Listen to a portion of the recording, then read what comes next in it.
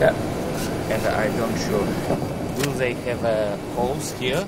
Мелочей здесь нет, из чего сделан пол и как проложены коммуникации. Инспектируют делегации из Австралии. Голоса масса, от них ничего не скроешь.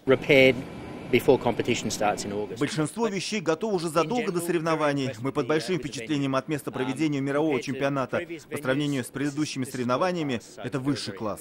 На международную экспертизу приехали представители всех стран-участниц чемпионата. И каждый из них оставляет или замечания, или пожелания. Я лишь рекомендую и желаю и дальше реализовывать все запланированные решения и в полной безопасности провести чемпионат мира.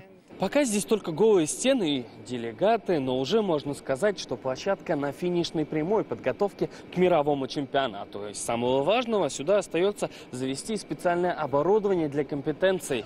Это начнут делать в июле этого года, примерно за 3 недели до начала соревнований. На Казань-Экспо уже можно пообедать, по крайней мере сегодня. Специально на пробу 600 делегатам блюда, которыми будут кормить участников.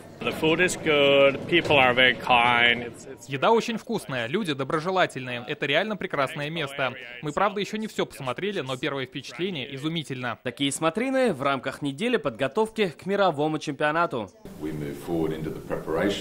Мы видим, что вы готовитесь не только как к проведению чемпионата, но и как к соревнованиям, которые внесут вклад в развитие рабочих профессий республики и страны в целом. До начала чемпионата остается 7 месяцев. Большой объем работы нам еще предстоит сделать. Со своей стороны мы уверены, что при такой подготовке все пройдет хорошо. В любом случае, окончательные результаты всей работы будут в августе этого года, когда Казань примет лучших молодых профессионалов мира. Салават Мухаммадуллин, Рамиль Шайдуллин, Вадим Илларионов, Андрей Сентальцев, ТНВ, Казань.